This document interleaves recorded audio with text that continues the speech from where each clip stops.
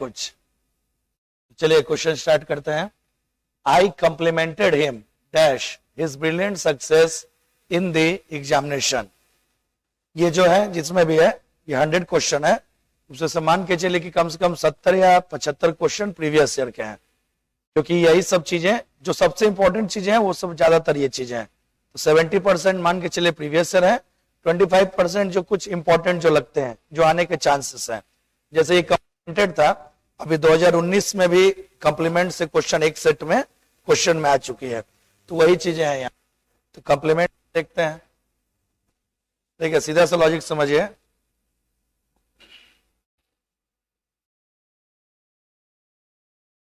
इसे लिख देते हैं, देखिए कॉम्प्लीमेंट हो या फिर कॉन्ग्रेचुलेट हो, कॉम्प्लीमेंट हो या कॉन्ग्रेचुलेट हो, सामान्यतः हम उसके साथ प्रीपोजिशन ऑन करते हैं। कॉम्प्लीमेंट मतलब बधाई देना, दोनों का हिंदी होता है बधाई देना। तो कॉम्प्लीमेंट लिखिए या कॉन्ग्रेचुलेट लिखिए, दोनों का हिंदी तो एक ही होता है बधाई देना, और उसके साथ हम सामान्यतः प्रीपोजिशन में ऑन का प्रयोग करते हैं। 2019 में भी आया था, या तो कॉम्प्लीमेंट होगा या तो कॉन्ग्रेचुलेट होगा, क्योंकि दोनों के लिए प्रीपोजिशन सेम ही रहते हैं। कॉम्प्लीमेंट या कॉन्ग्रेचुलेट के साथ प्रीपोजिशन ऑन का प्रयोग करें। हिंदी भी लिख लिया कीजिएगा, बधाई देना, तारीफ करना, जो भी बोलिए, शाबाशी देना, वो भी होता है इसका। कॉम्प्लीमेंट हो या कॉन्ग्रेचुलेट हो, सामान्यतः उसके साथ प्रीपोजिशन ऑन आती है।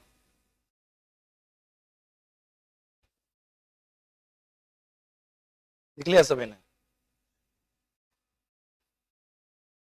तो यहां पे हमें पता चल गया कॉम्प्लीमेंट है, हिम है, तो उसके बाद प्रीपोजिशन आना चाहिए इसमें ऑन। तो यहां पे आपको ऑन लिख, इसका हिंदी है उसने जो एग्जामिनेशन में बहुत अच्छी, उसने जो एग्जाम में बहुत अच्छी उसके लिए उसे बधाई दी थी। नेक्स्ट क्वेश्चन आइए, second question. He was heart broken dash Mary's indifference. Indifference मतलब होता है उदासीनता, इंडिफरेंस मतलब उदासीनता, जिसे हम कहेंगे लैक ऑफ इंटरेस्ट, जो इंटरेस्ट नहीं लेते हैं किसी चीज में, उस चीज के प्रति बिल्कुल भी ध्यान नहीं दे रहे हैं। तो हिंदी होता है उदासीनता। इसका हिंदी है ना इस वाक्य का, वह बहुत ही उदास हो गया था क्योंकि मैरी जो गर्ल है उसे ध्यान नहीं दे रही थी या उसके प्रति कोई इंटरेस्ट नहीं। तो हार्ट ब्रोकन आया है, देख लीजिए वर्ड होता है हार्ट ब्रोकन। हार्ट ब्रोकन जो है उसके साथ समानता प्रीपोजिशन आती है ओवर। हार्ट ब्रोकन ओवर है to become sad, to become sad, जिसे हम हिंदी में कहेंगे उदास होना। इसका हिंदी हुआ आपका उदास होना। हार्ट ब्रोकन ओवर, ये बैंक पीओ का बहुत पुराना क्वेश्चन है, क्योंकि उसमें अजीब अजीब वर्ड ज्यादातर लिखते हैं। हार्ट ब्रोकन ओवर अगर नहीं जानते हैं तो इसमें आप लॉजिक नहीं बता सकते हैं, क्योंकि ये तो एक तरह से फ्रेज हो गया, phrasal word. Heart broken over का अर्थ होता है टू बिकम सैड, उदास हो जाना। तो मैरी उससे ध्यान नहीं दे रही थी, इसीलिए वह उदास हो गया था, इसलिए इसका आंसर आपका सी है, heart broken over.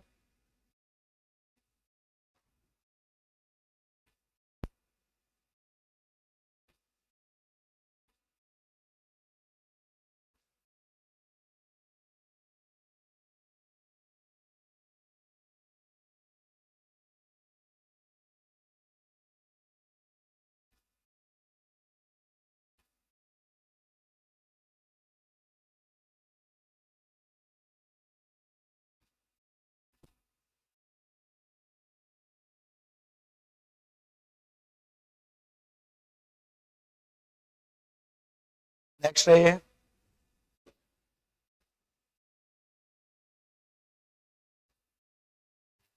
Next question है, ये तो हम पढ़ा चुके हैं आपको। Translate this passage from English क्योंकि इसमें सिंपल सा ध्यान रखना है, जब भी फ्रॉम आएगी तो उसके साथ फिक्स्ड है कि एक ही प्रीपोजिशन आ सकता है टू, तो वहां तो फ्रॉम ऑलरेडी लिखा हुआ है तो आप टू पे जाना है। फ्रॉम के साथ हमेशा ही फिक्स प्रीपोजिशन टू आती है। तो फ्रॉम इंग्लिश टू तेलुगु, मतलब इस पैसेज को इंग्लिश से तेलुगु में ट्रांसलेट कर दीजिए। Next number 4, this accommodation, accommodation मतलब निवास स्थल, जहां हम रहते हैं, निवास स्थल लिख लिया कीजिएगा, क्योंकि आपको अर्थ पता होना चाहिए, क्योंकि सिर्फ क्वेश्चन ही नहीं, उसका अर्थ भी आपको पता होना चाहिए। जो भी शब्द का नहीं समझ आता उसका हिंदी लिख लीजिए, निवास स्थल का। तो this accommodation is not adequate dash the needs of our family. Hindi कह रहा है कि यह जो घर है वो हमारे परिवार की जरूरतों के लिए पर्याप्त नहीं है। तो लीजिए क्या होगा,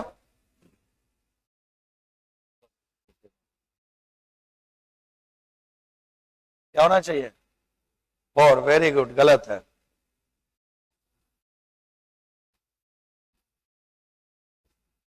एडिक्वेट क्वेश्चन 2 आती है, सफिशिएंट। एडिक्वेट टू मतलब सफिशिएंट, जिसे हम हिंदी में कैसे लिखते हैं भाई, कैसे लिखते हैं ये ना, ठीक लिख लिया है तो मैंने, नहीं थोड़ा सा पर्याप्त, सफिशिएंट। एडिक्वेट टू का हिंदी होता है पर्याप्त, सफिशिएंट। तो यह घर जो है हमारे परिवार के जरूरतों के लिए पर्याप्त नहीं है, मतलब क्या, छोटा है, घर हो गया वहां पे वो छोटा होगा। यह निवास स्थल हमारे परिवार की जरूरतों के लिए, नीड मतलब जरूरत, पर्याप्त नहीं है। तो एडिक्वेट के साथ फिक्स प्रीपोजिशन टू आना चाहिए। तो आपका आंसर सी है, adequate to.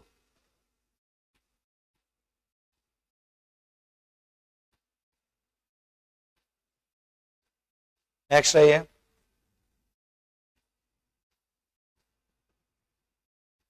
I challenged him dash a game of chess।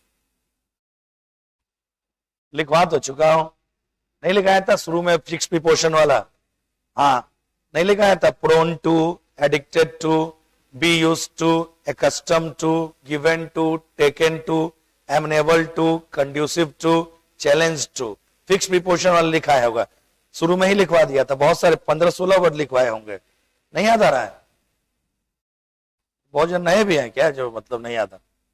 अरे चैलेंज के साथ फिक्स प्रीपोजिशन ध्यान रखिए, एक बार और लिख देता हूं, याद कर लीजिएगा, बहुत इंपॉर्टेंट है, एग्जाम में बहुत ज्यादा पूछी जाती है सब चीज। चैलेंज, कंजीनियल, कंजीनियल, एमिनेबल, लिख लीजिए, है तो amenable, conducive, conducive, objected, objected, opposition,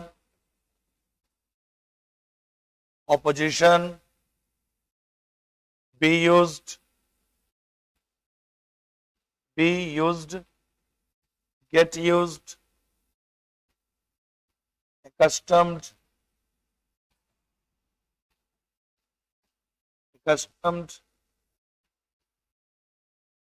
habituated, prone,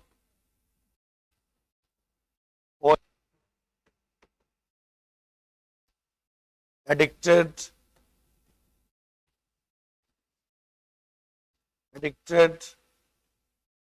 devoted, committed,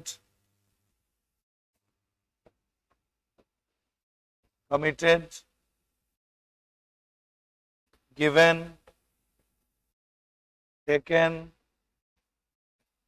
with a view,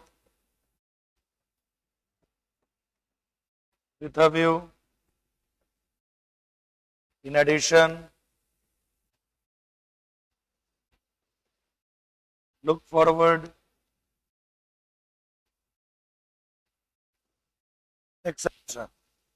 इनके साथ फिक्स प्रीपोजिशन टू का प्रयोग करिए। बहुत सारे क्वेश्चन मिलेंगे आपको, प्रीपोजिशन में तो है ही, ये सेम चीजें आपको एक चैप्टर आपको पढ़ना है वर्ब एडवांस।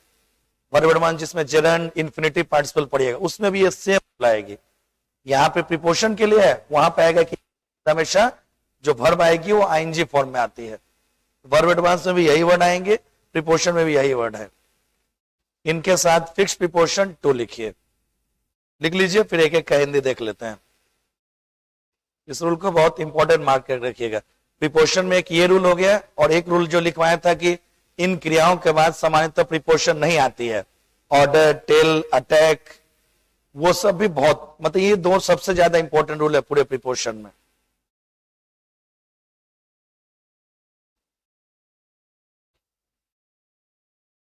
इनके साथ फिक्स प्रीपोजिशन टू लिखते हैं।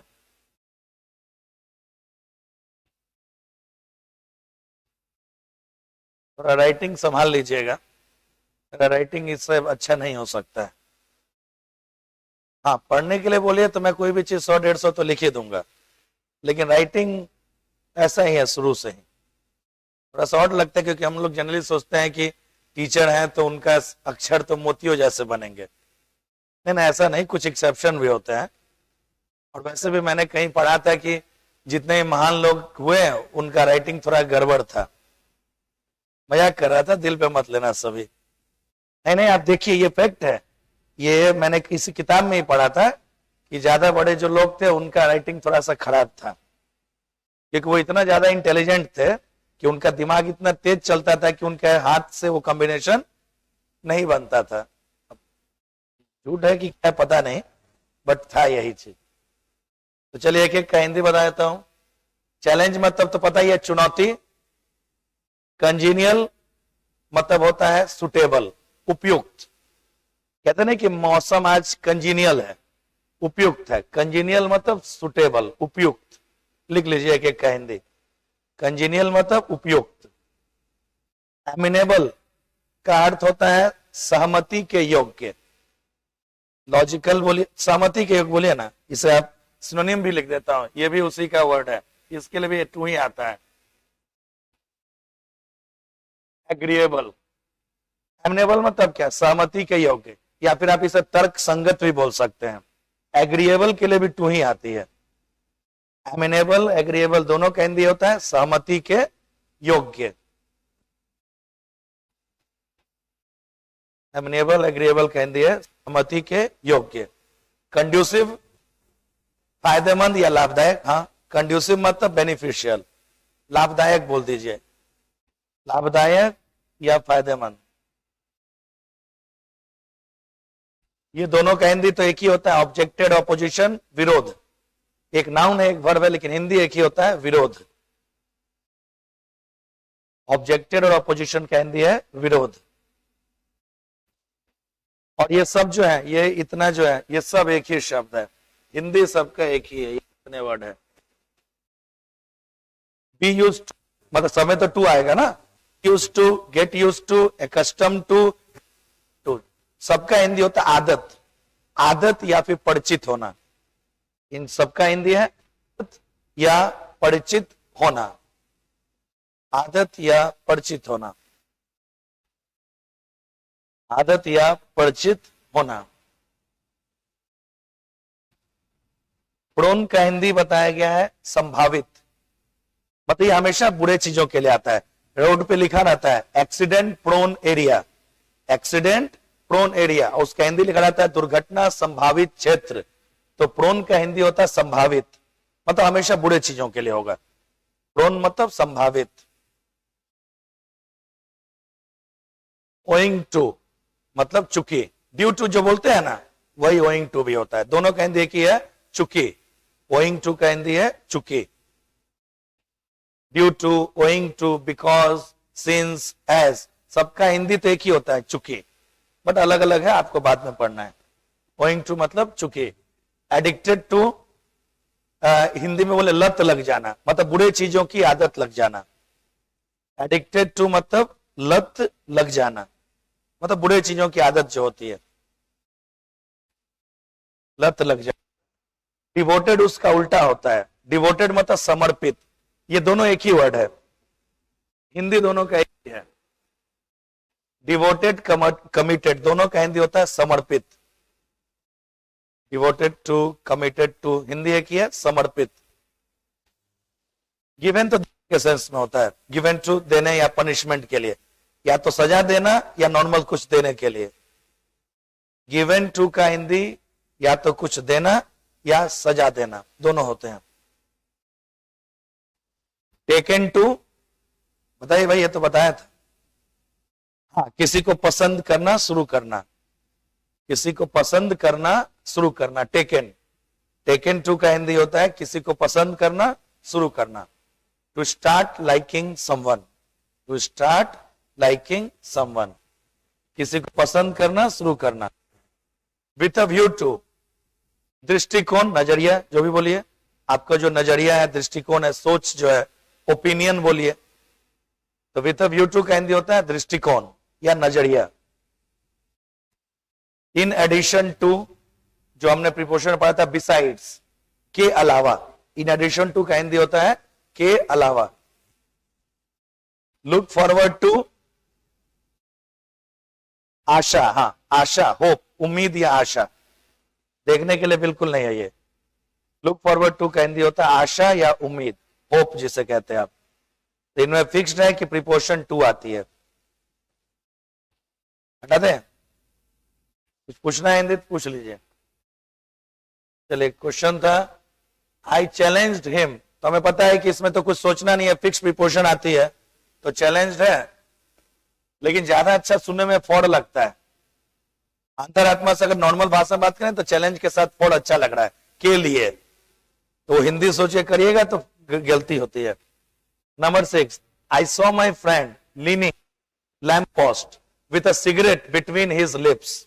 हिंदी है इसका, मैंने अपने दोस्त को देखा था कि वो लैम्प पोस्ट मतलब बिजली का खंभा, उससे खड़े होके ऐसे खड़ा था टिक के, और उस सिगरेट जो उसके ओठों में लगा हुआ था। मतलब ऐसे करके टिक के खड़े होना, किसी चीज के सहारे टिक के खड़े होने को क्या कहते हैं? देखिए, एक दो चीज बता देता हूं। लीन में बहुत से होते हैं, लेकिन लीन क्या, देखिए लीन या फिर ये सब आ चुके हैं प्रीवियस ईयर में, रिवील या फिर प्लॉट, ये तीनों ध्यान रखिएगा। प्लॉट सामान्य के साथ अगेंस्ट का प्रयोग करते हैं, और तीनों ही आते हैं, lean against, reveal against, plot against. लिख लीजिए, फिर अर्थ देखते हैं। Lean against, reveal against, plot against. Reveal, REVEL, plot, PLOT, plot. Lean against का हिंदी लिख लीजिए, लीन के लिए नीचे, किसी चीज के सहारे टिककर खड़ा होना। लीन अगेंस्ट का हिंदी है किसी चीज के सहारे टिककर खड़े होना, किसी चीज के सहारे टिककर खड़े होना, लीन अगेंस्ट। किसी चीज के सहारे टिककर खड़े होना, लीन अगेंस्ट। रिबील अगेंस्ट का हिंदी होता है विद्रोह। रिबील अगेंस्ट मतलब विद्रोह। रिबील अगेंस्ट का हिंदी होता है विद्रोह। और प्लॉट अगेंस्ट का हिंदी होता है षड्यंत्र, साजिश, षड्यंत्र या साजिश, षड्यंत्र या फिर साजिश। तो लीन अगेंस्ट मतलब किसी चीज के सहारे टिके खड़े होना, रिबील अगेंस्ट मतलब विद्रोह, प्लॉट अगेंस्ट मतलब साजिश। देख लीजिए, मैंने अपने दोस्त को देखा था, वो बिजली के खंभे के सहारे टिक के खड़ा था और उसके ओठों के बीच में सिगरेट लगा हुआ था। तो यहां पे तो लीन है, अगेंस्ट हो गया। लैंप पोस्ट मतलब बिजली का खंभा। नेक्स्ट है ये,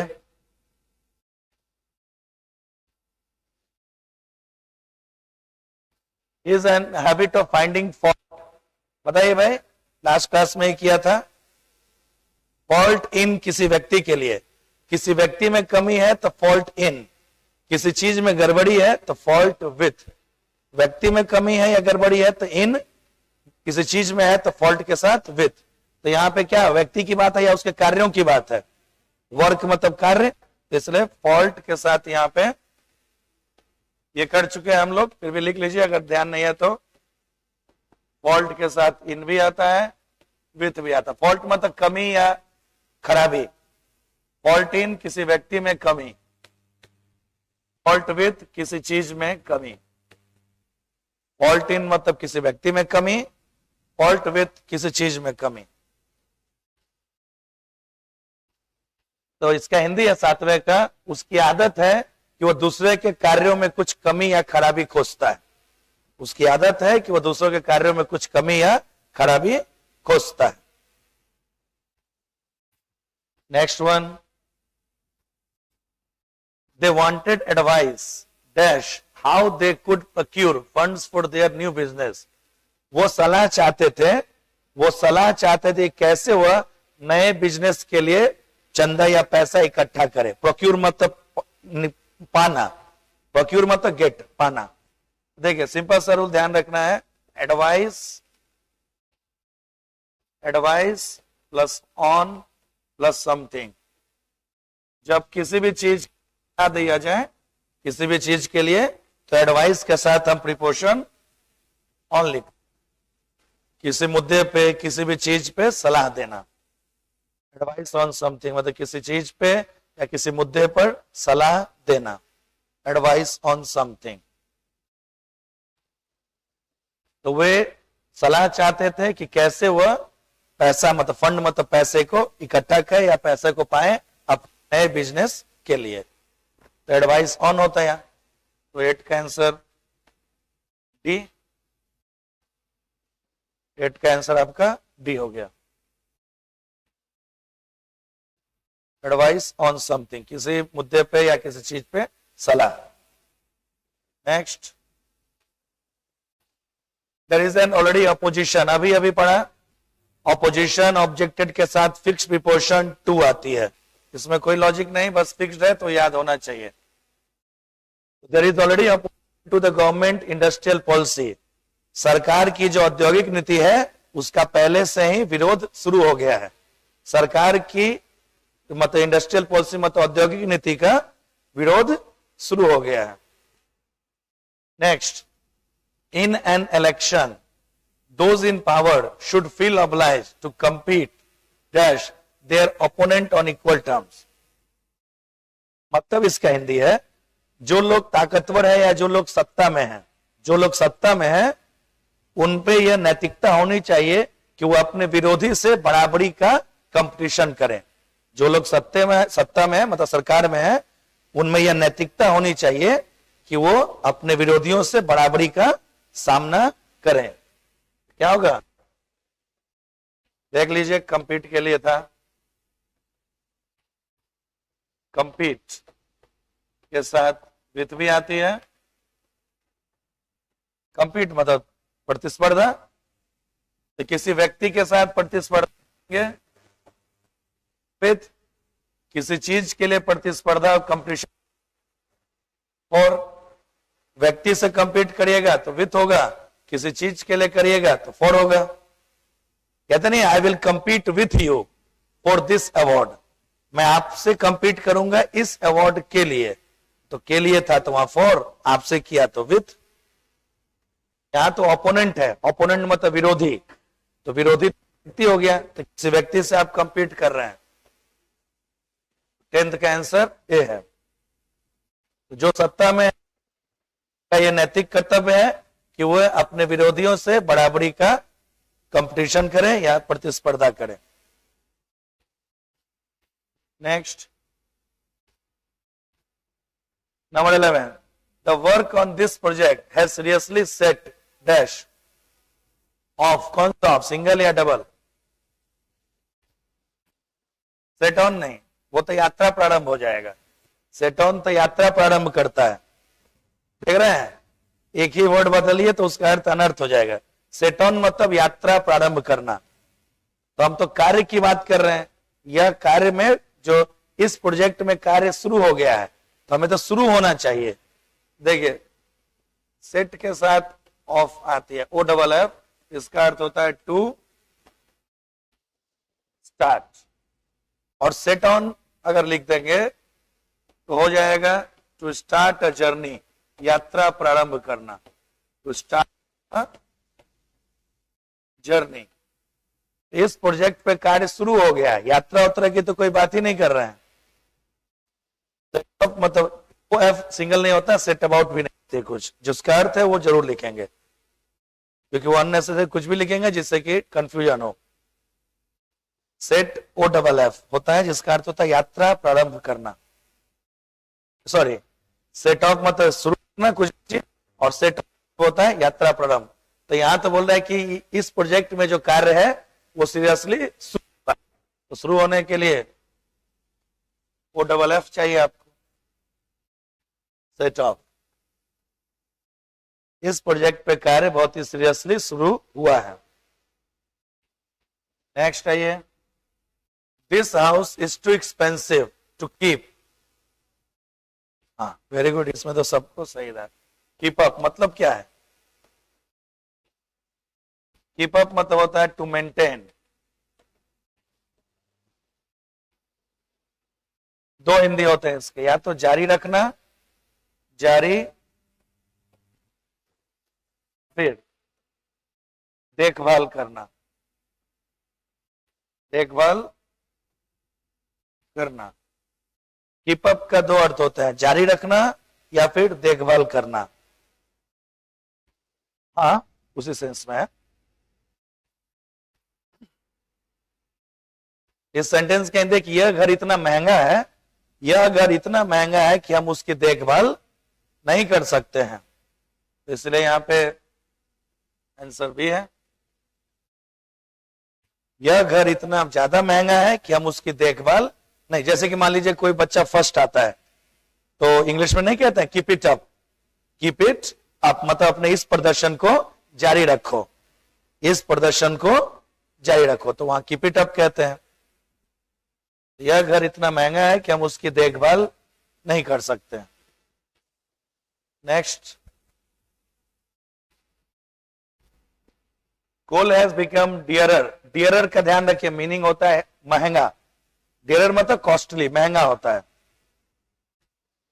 क्योंकि डियर DEAR, डियर मतलब प्यारा भी होता है और डियर मतलब महंगा भी होता है, ध्यान रखिएगा। तो यहां महंगा की बात है। तो कोल जो है मतलब कोयला जो है पिछले साल के अंत से महंगा हो गया है। कोल क्या होगा? हाँ, तो टेंस में भी आप पढ़िएगा, क्योंकि टेंस में भी तो सिंस फॉर प्रीपोजिशन आता ही है परफेक्ट कंटीन्यूअस में, तो टेंस में भी यही है, प्रीपोजिशन में भी मिल जाएगा। देखिए सीधा सा लॉजिक ध्यान रखिए, लास्ट वीक या फिर last month, last week, last month, last year, last decade, last decade, last century या फिर यस्टरडे, यस्टरडे, इनके साथ सामान्यतः हम प्रीपोजिशन सिंस लिखते हैं।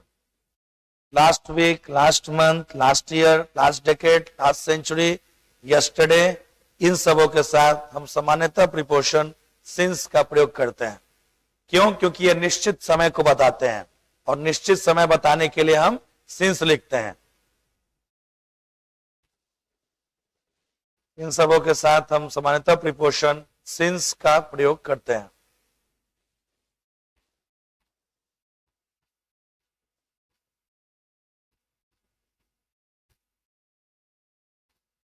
लास्ट वीक पिछला सप्ताह, लास्ट मंथ पिछले महीने, पिछला साल, पिछले दशक, डेकेड मतलब 10 साल और सेंचुरी मतलब 100 साल। डेकेड मतलब 10 साल, सेंचुरी 100 साल, और यस्टरडे मतलब कल। तो इनके साथ हम प्रीपोजिशन सामान्यतः सिंस लिखते हैं। तो आ गया कि कोल जो है वो पिछले साल के अंत से, यहां पे तो देखिए लास्ट ईयर है, तो इसलिए यहां पे हमें चाहिए सिंस। पिछले साल के अंत से कोल जो है, कोयला जो है महंगा हो गया है।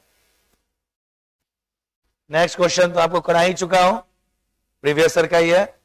A girl with blue eyes has gone through the door, क्योंकि दरवाजा है उससे होके गुजरना था, किसी भी चीज से होके गुजरेंगे तो उसके लिए हमें प्रीपोजिशन चाहिए थ्रू। मतलब एक नीली आंखों वाली लड़की जो है दरवाजे से होकर गुजरी है।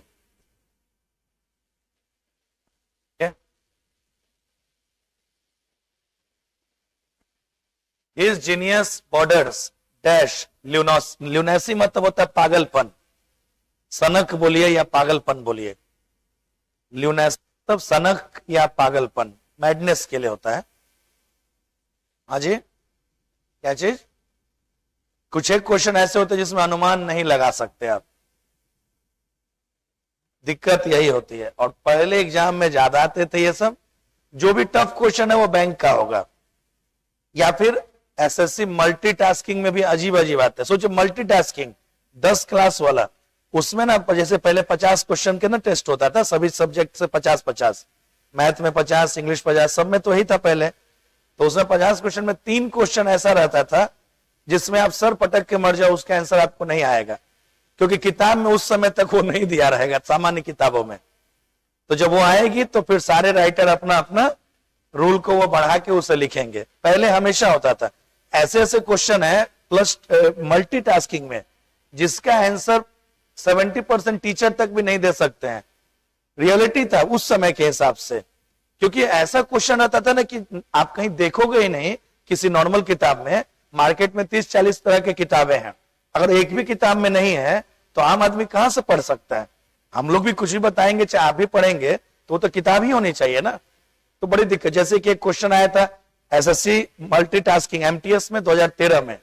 हम लोग हमेशा बचपन से पढ़ते आए हैं कि लेस्ट के साथ शुड आती है, कंजंक्शन में आप पढ़िएगा लेस्ट के साथ शुड आती है। उसमें लेस्ट लिखा हुआ था और फिल इन द ब्लैंक था, और वहां शुड होना चाहिए, शुड था ही नहीं। मतलब मैंने मार्केट का उस समय मेरे पास 25-30 किताबें उस जमाने में थी, उसमें से देखा तो किसी में नहीं था। तो दिल्ली में नई सड़क में सबसे ज्यादा किताबें, पूरा भारत का सबसे बड़ा किताब का मार्केट नई सड़क है। वहां जाके मतलब कम से कम मैंने 40-45 किताब खरीदे थे, मतलब एक सप्ताह के अंदर, उस आंसर खोजने के लिए। खरीद के लाता था 10 किताब, बस उस लाइन को देखता था कंजंक्शन में जाके जो लिस्ट के साथ क्या लिखा है। मतलब 40-50 किताब खरीदने के बाद एक किताब में मिला, एक एले हिल की विदेशी किताब है, उसमें लिखा है कि लिस्ट के साथ अगर आप शुड नहीं लिख पाते हैं, अगर ना हो वहां पे, तो सबसे दूर का भाई उसका माइट हो सकता है। क्यों? क्योंकि मन में हमें पता है कि माइट हो जाएगा, लेकिन आप कुछ भी आंसर लिखते हैं या रूल बताते हैं तो उसका लॉजिक तो होना चाहिए ना आपके पास। जैसे कि मान लीजिए एग्जामिनर ने कहीं चाहे कोई चैलेंज हो गया तो आप उसे दिखा सके कि ये कारण से आप कर सकते हैं। इसलिए वो एक किताब में थी। मतलब सोचिए 40 किताब खरीदा होगा, उसमें एक किताब में मिला, वो भी इंडियन ऑथर नहीं थे। तो उस समय से मैंने एक काम शुरू किया अपने जीवन में कि मैं प्रत्येक महीने कम से कम 10,000-5,000 रुपए का किताब जरूर खरीदता हूं। और उस समय से अभी तक मेरे घर में कम से कम इंग्लिश की 700 किताबें कम से कम होगी। प्रत्येक साल अब मैं बुक फेयर में, जैसे कि दिल्ली बुक फेयर लगता है और कलकत्ता बुक फेयर, ये दोनों इंडिया के सबसे बढ़िया बुक फेयर है। यहाँ पे वो किताबें मिल जाएगी जो नॉर्मल मार्केट में आपको नहीं मिल सकता। ऑनलाइन भी बहुत सारी चीजें नहीं मिलती हैं जो वहां मिल जाएगी। तो साल में 2 बार इन सब जगह से जाके 30-40 जितने नया किताब मिल जाए। मतलब पिछला बार गया था तो कलकत्ता बुक फेयर से मैंने 55 किताब लिए थे। तो इतना हो जाता है ना कि वो लोग वैल्यू देते हैं, तो मतलब अपने स्टाफ को ले जाके आपको टैक्सी वैक्सी पकड़वा देंगे वो सब सामान बांध के, क्योंकि उतना तो अब उठाना ही संभव नहीं है। तो वो अच्छा रहता है इससे, क्योंकि इंडियन ऑथर में एक सीमित है, जो आप उतना कंसेप्ट नहीं है, वो तोते की तरह लिखा है, ये है तो ये कर लो, अरे उसका कुछ लॉजिक तो होना चाहिए। तो वो सब चीजें, ये सब क्वेश्चन है। देख लीजिए क्या होगा, अब नहीं पता है तो ये आंसर नहीं आता है। बॉर्डर के साथ ऑन एक वर्ड होती है, इसमें कोई ग्रामर नहीं है। बॉर्डर ऑन का अर्थ होता है टू कवर, या फिर इसे कहेंगे टू हाइड। लिख लीजिए, फिर इसका हिंदी ठीक से लिखना है। बॉर्डर ऑन का अर्थ होता है टू कवर या टू हाइड।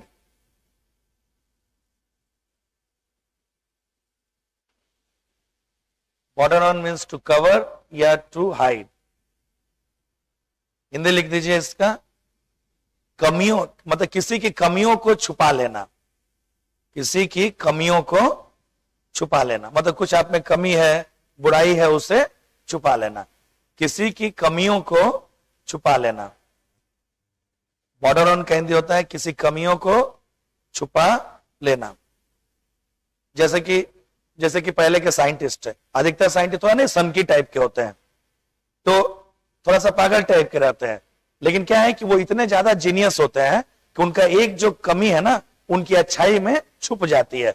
तो जब किसी की बुराई उसकी अच्छाई में छुप जाती है, तो उसी के लिए हम जो है बॉर्डर ऑन का प्रयोग करते हैं। जैसे कि मान लीजिए कोई बच्चा है, वो बहुत ही नालायक है, दिन भर घूमता रहता है, आवारागर्दी कर रहा है, बट गलती से वो एग्जाम पास कर गया, तो समाज क्या बोलता है, इसी के जैसा बनो। मतलब उसकी एक अच्छाई ने उसकी सारी बुराइयों को छुपा लिया, उसी को हम लोग इंग्लिश में कहते हैं बॉर्डर ऑन। तो यहां पे इसलिए इसका आंसर, मतलब इसका लई सेंटेंस का वाक्य का हिंदी है, उसका जो जीनियसनेस है, मतलब जो तेजी है, ब्रिलियंसी है, उसके पागलपन को छुपा लेता है। मतलब वो इतना ज्यादा ब्रिलियंट है कि उसकी जो थोड़ा सा सनक है ना, वो उसकी ब्रिलियंसी में छुप जाता है। मतलब उसकी एक गुण उसके एक दुर्गुण को छुपा ले रहा है। ल्यूनेसी वर्ड बना है ल्यूनर से, चंद्रमा से। ल्यूनेसी वर्ड बना है ल्यूनर, ल्यूनर मतलब चंद्रमा के लिए होता है। तो पहले होता है कि ल्यूनर मतलब चंद्रमा के प्रकाश के समय कुछ लोगों को नहीं सनक या मिर्गी आ जाती थी, तो उसी से ल्यूनेसी बना हुआ है। ल्यूनेटिक भी उसी से बना है। ल्यूनेसी पागलपन, ल्यूनेटिक मतलब पागल, और ल्यूनर मतलब चंद्रमा का प्रकाश। तो चंद्रमा शब्द से ही ये बने हुए हैं। आ गया मैरिड, रवि इज मैरिड। देखिए किताबों में लिखा है, चाहे वो पैरामाउंट की किताब हो या एसपी बख्शी के होंगे या ल्यूसेंट, लिखा है कि लड़के की शादी लड़की से होगी तो टू लिखिए, लड़की की शादी लड़के से होगी तो विथ लिखिए। मतलब समझ नहीं आई ये रूल क्या लिखा है। अरे भैया, लड़का लड़की से शादी करे, लड़की लड़के से शादी करे, शादी ही ना हुआ या कुछ और हो गया, तो प्रीपोजिशन क्यों बदल गया? अब राम सीता से शादी करे या सीता राम से शादी करे, बात तो एक ही हुआ है ना। तो बोलता है कि लड़के का लड़की से होगा तो विथ टू लिखिएगा, लड़की का लड़के से होगा तो विथ लिखिएगा। ऐसा कुछ है ही नहीं, रूल ही देख लीजिए, सीधा सा लॉजिक है। बी की कोई भी फॉर्म हो, बी की फॉर्म क्या होती है? इज, बी मतलब होता है बी हो सकता है, इज, एम, आर, वॉज, वर, बिन, ये सब बी के ही फॉर्म होते हैं। तो बी या गेट के कोई भी फॉर्म के बाद अगर मैरिड शब्द लिखा है, मतलब है कि मैरिड शब्द के पहले बी की कोई भी एक फॉर्म आ जाए, या गेट फॉर्म तो सिर्फ गेट होगी और गॉट होगा, क्योंकि गेट, गॉट, गॉट, गॉटन पहले होता था, अब नहीं होता है, गलत नहीं है, लेकिन गेट, गॉट, गॉट ही होती है। तो मैरिड के पहले बी की कोई प्रकार आ जाए या गेट की कोई भी प्रकार आ जाए, तो उसके क्वेश्चन 2 आएगा। उसके बाद अगर व्यक्ति है तो मैरिड के पहले यदि बी या गेट की फॉर्म आ गई तो मैरिड के बाद टू का ही प्रयोग करेंगे। अगर कोई व्यक्ति मौजूद होगा तो इसे दो क्वेश्चन कर लीजिए, रूल यही रहेगा। क्वेश्चन रहा, he married dash her, he married dash her. दूसरा, he is married dash her.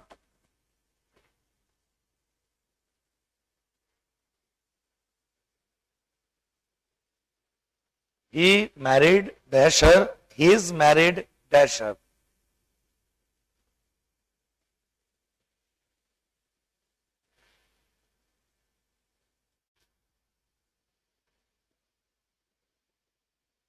तो पहला,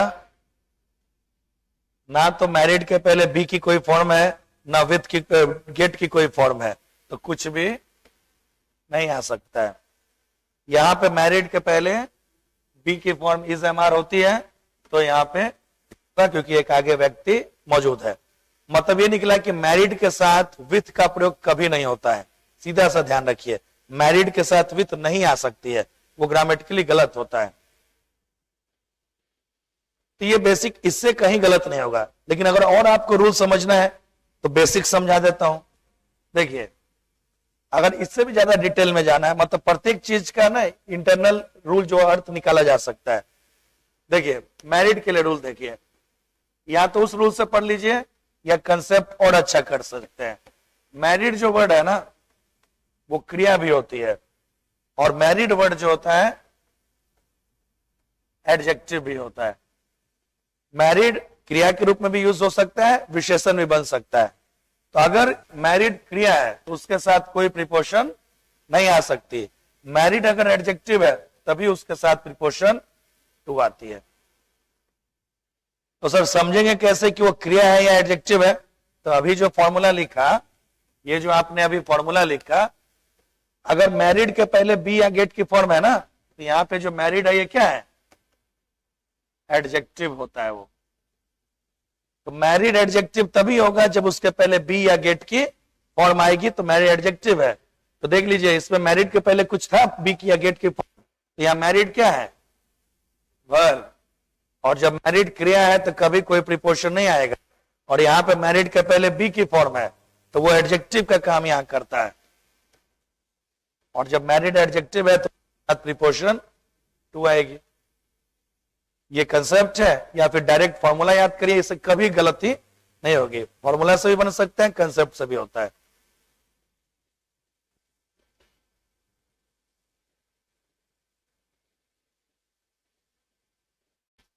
नीचे लिखना है, लिख लीजिए। मैरिड वर्ब भी होती है, एडजेक्टिव भी है। वर्ब है तो कोई प्रीपोजिशन नहीं, एडजेक्टिव है तो टू जरूर आएगी अगर व्यक्ति हो। क्योंकि ध्यान रखिए प्रीपोजिशन के बाद एक संज्ञा या सर्वनाम होगा तभी तो प्रीपोजिशन लिखेंगे ना, इसलिए एक पर्सन होगा, और पर्सन मतलब संज्ञा या सर्वनाम होता है।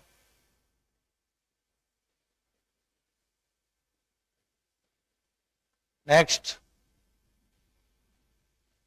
तो इसमें तो आंसर आपका हो गया टू होगा। Ravi is married to a cousin of mine, मतलब मेरे किसी कजन से रवि की शादी हुई है। कजन के साथ ब्रदर और सिस्टर का प्रयोग कभी भी नहीं कर सकते, ध्यान रखिए। हम कहते हैं ना कजन ब्रदर है, कजन सिस्टर है, ऐसा कुछ नहीं होता, सिर्फ कजन होता है। कजन के बाद कभी ब्रदर सिस्टर का प्रयोग नहीं कर सकते आप, हटा दिया जाए। नेक्स्ट आइए, ये सेम क्वेश्चन आपको करा चुका हूं, प्रीवियस ईयर का क्वेश्चन है। जब मैं अपने माताजी से अलग हुआ था तो मेरी आंखों में आंसू थे, क्या होगा? ऑफ। अरे ये तो लिखवा चुका हूं तो ऑफ बोलता है। वो पार्ट एक था, पार्ट है। पार्ट के साथ तो मैंने दो बताए थे, पार्ट फ्रॉम, पार्ट विथ। किसी व्यक्ति से अलग होने के लिए फ्रॉम था, और व्यक्ति को छोड़ के किसी से भी अलग हो जाइए तो विथ था। उसी दिन तो पढ़ा था लास्ट क्लास। किसी व्यक्ति से अलग होंगे तो पार्ट फ्रॉम, व्यक्ति के अलावा किसी से भी अलग हो जाए तो पार्ट विथ। ये पढ़ा है आपने लास्ट क्लास। तो वहां तो माता जी की बात हो रही है, मतलब एक व्यक्ति है, इसलिए इसका आंसर ये है। सेम क्वेश्चन भी कराया होगा।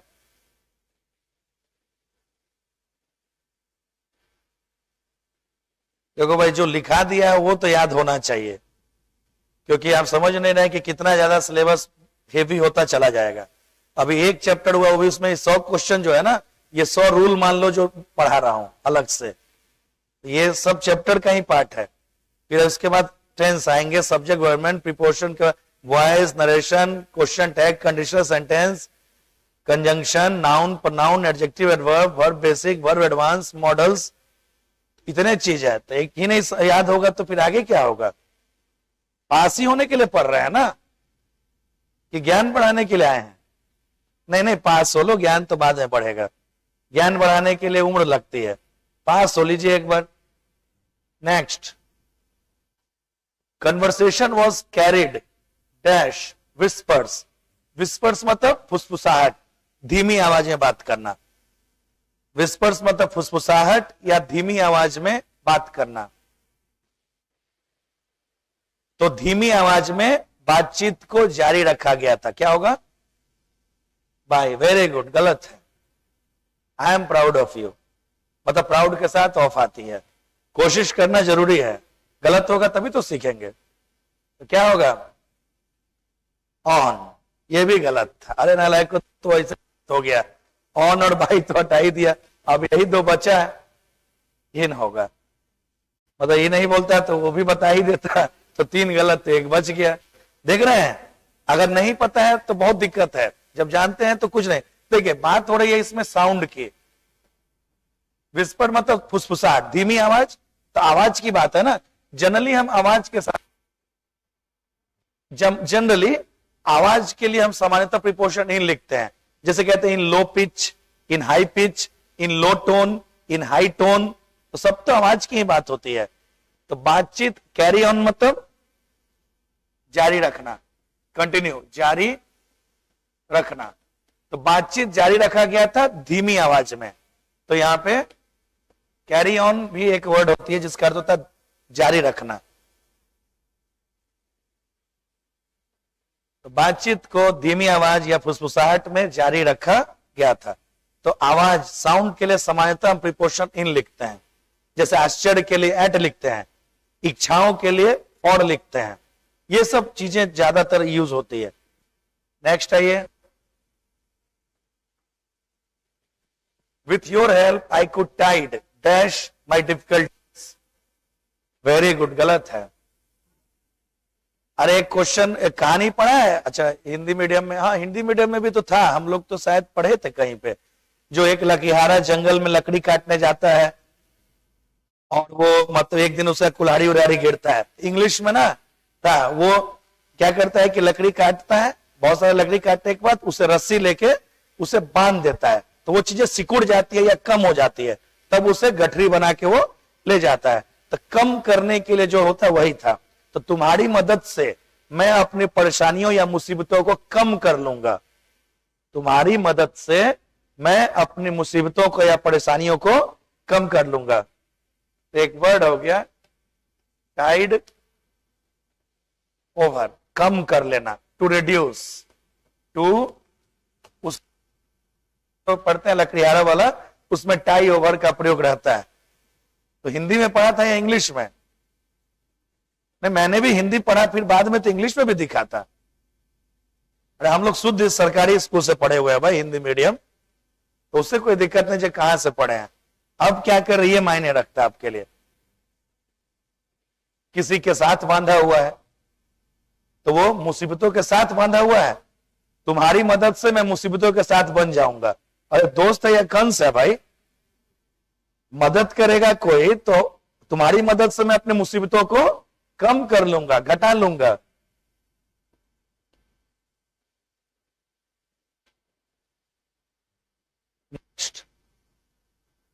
The minister will be requested to give, ये बड़े अच्छा क्वेश्चन है प्रीवियस सर का। बताइए भाई, मिनिस्टर से, मंत्री जी से निवेदन किया जाएगा पुरस्कार का वितरण करें या पुरस्कार दें। मंत्री जी से निवेदन किया जाएगा कि वो पुरस्कार को बांट दें, वितरण कर दें या दे। नो प्रीपोजिशन, वेरी गुड, गलत है। अच्छा, नो प्रीपोजिशन में जानते हैं क्या आएगा? अर्थ समझिए, अर्थ आता है प्रीपोजिशन में। मान लीजिए ये गिफ्ट रहा, प्राइज है, आपने कहा नो प्रीपोजिशन, तो देखो इसका अर्थ क्या आएगा। मिनिस्टर जी आएंगे, ये प्राइज लेंगे, बोलेंगे ये लेते रहे प्राइज, ये लेते रहे प्राइज। अरे भैया आप प्राइज दे रहे हो या भीख दे रहे हो? तो अर्थ कैसा हो गया? प्राइज पुरस्कार है तो इज्जत से देंगे ना, पुरस्कार को तो वितरित करते हैं, तो वितरण करना आएगा यहां। ये वर्ड होता है गिव अवे। गिव अवे मतलब वितरण करना, टू डिस्ट्रीब्यूट। गिव अवे मतलब वितरण करना, बांटना। एक और होता है, वो भी ध्यान से रखिए, ये भी आता रहता है, गिव वे। गिव वे मतलब, अब ये मत सोचना गिव मतलब देना, वे मतलब रास्ता, रास्ता देना, दोनों एक साथ है, अलग अलग चीजें। गिव वे मतलब to break, to break due to pressure, to break due to excess pressure. तो गिव अवे का हिंदी था वितरण करना या बांटना, गिव वे का हिंदी है अत्यधिक दबाव के कारण टूट जाना। गिव वे का हिंदी है, पहले लिख लीजिए इंग्लिश फिर हिंदी। गिव वे का हिंदी है अत्यधिक दबाव के कारण टूट जाना। गिव वे का हिंदी लिख लीजिए, अत्यधिक दबाव के कारण टूट जाना। अत्यधिक दबाव के कारण टूट जाना। व्यक्ति टूटता नहीं है, फिलहाल ऐसी सुविधाएं उपलब्ध नहीं है। कभी सुना है कि व्यक्ति टूट गया? अच्छा, वो इमोशनल वाला, वो नहीं, नॉर्मल हम टूटने की बात, जैसे कि ये दबाव दिए तो ये टूट गया। जैसे कि प्रीवियस क्वेश्चन बता देता हूं आप लोगों को। एक क्वेश्चन आया था प्रीवियस में कि बहुत ज्यादा बारिश हुई, रात भर बारिश हुई, तो ब्रिज पे जो है पानी जमने के कारण ब्रिज पे दबाव बढ़ा और ब्रिज जो टूट गया था। तो उस समय व्यक्ति कभी टूटता नहीं है। व्यक्ति का लकड़ी डंडा कैसे तोड़ देंगे खट से? वो पहले होता था कि भीम जो जरासंध का पैर, वो भी तोड़ा नहीं, उखाड़ दिया था। तो आदमी को कैसे तोड़ देंगे? हाँ, तो देख लीजिए आ गया ना यहाँ पे, अगर याद है तो कोई खासियत नहीं है क्वेश्चन में। तो मंत्री जी से निवेदन किया जाएगा कि वो